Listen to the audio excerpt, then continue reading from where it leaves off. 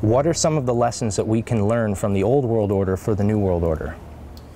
Well, I think the first and most important lesson is that if we want to build a community of nations in North America that goes beyond just enlarging the market, that we have to give serious thought to what our vision of the future is. And more importantly, how all three countries that are quite independent and sovereign ought to relate to each other in a modern 21st century world. Our economies now are very integrated. Our societies are growing increasingly integrated. What's needed now is a North American idea for all three. An idea that not only defines our shared history, but a shared destiny.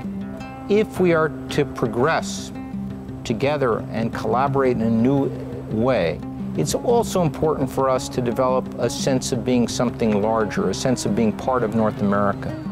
Right now at the elementary school level, we by and large learn about our country and about how we differ from our neighbors and the rest of the world. I think it's time now to also learn, in addition to how we differ, what we share in common. And what North America is as a whole. It's more than just a geographical expression. I think that students should have a mandatory part of their curriculum that not only teaches them about their country, but also about their country's place in North America. I think from the elementary school level, the secondary, the university level, you can develop on that foundation a great deal more knowledge about what we have in common, about the problems that we share, about strategies for addressing those problems. And so right through university, we should have centers on North American studies that research and examine these questions and help all of our peoples know more about each other than they currently do. Frankly, Mr. Ambassador, we lack the trained men who would be able to plan and implement operations in an area we think is vitally important. Because of this, we are also requesting that your team of advisors include a senior officer who is thoroughly experienced in psychological operations. Very well, sir. I think we can provide you with an expert on the subject. He is concerned with its people, their way of life, their religion, their culture, their sense of national identity, or lack of it. He must know the people of Hostland, for their minds will be his primary objective. He reviews the psychological objectives the United States hopes to achieve in Hostland. Once the people start to consider themselves as a national group, acceptance of their government tends to increase, thus making penetration by subversives much more difficult.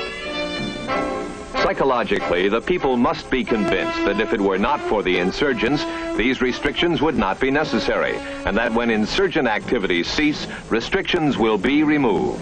As the people are affected by the program, so the program is affected by their changes in attitudes. A successful PSYOP program will make them perceive things from the desired viewpoint.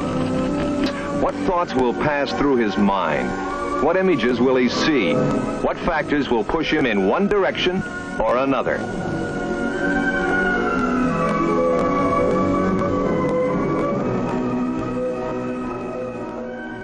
When you run the world, you tend to study how other people have run the world. Just like if you run a successful business, if you want to be a filmmaker, if you want to be an entrepreneur, you might study other business models.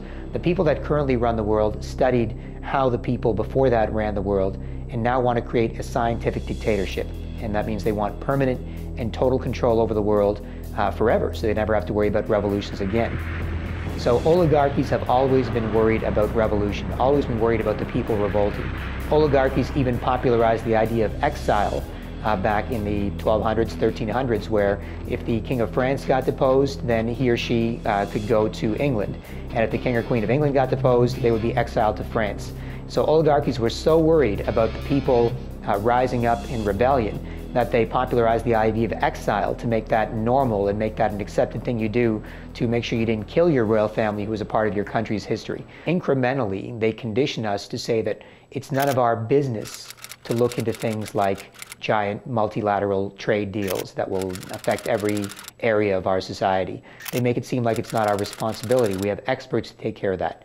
And the less we control our environments, the more apathetic we get.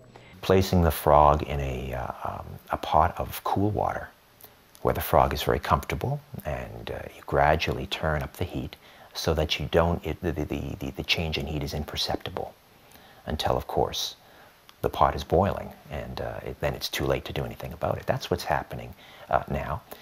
So gradually, step by step, and gradualism is a process that Karl Marx talked about. This is right out of the Communist Manifesto, that if you move in baby steps, they're imperceptible. People simply don't take notice. Would you prefer to follow a careful, incremental, small, step-by-step approach, or prefer a bolder vision for the future and to design and pursue that vision? And an overwhelming majority of both Canadians and Americans said yes to the bolder vision. And the people, I think, are ready. The way I interpret the polls is not that they want a North American Union, but they are quite pragmatic about different ways to relate to each other and open to new configurations in North America. They learned long ago that you cannot just take it by brute force. I mean, when Hitler tried to do it, just take it by brute force, it doesn't work. The people will always prevail. So they've learned their lesson, and they realize that now you have to do it through stealth, through things like propaganda and controlling the media and the education system, and basically turn it around so that the people are in complete and total acquiescence, that they will literally beg for their own enslavement.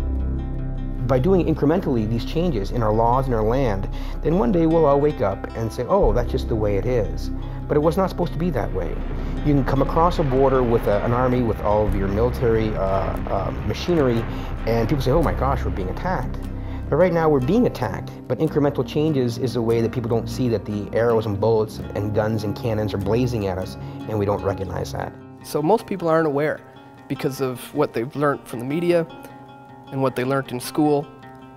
And it's amazing how quick information spreads these days. So that's probably why people have such a hard time waking up sometimes, because the conditioning runs deep. If you get into an elevator and there's 20 people on the elevator and 19 of them are facing the back of the elevator, well, by social conformity, although the right thing to do is to face the front of the elevator because that's where the doors open, to fit in with the greater crowd, you turn around and face the back. Don't know why, but this is what seems to be the status quo. When you have incremental damage and it keeps increasing, you can wake up one morning and realize that something has to be done. Well, you get political change of fundamental nature of this sort only if you have a real big earth-shaking event. 9/11 was an earth-shaking event. The Great Depression was such an event. 2 world wars costing millions and millions of lives and casualties among European countries was such an event. They drive changes. The European Monetary Union was the outgrowth of people who lived through at least one of those wars to try to avoid it in the future.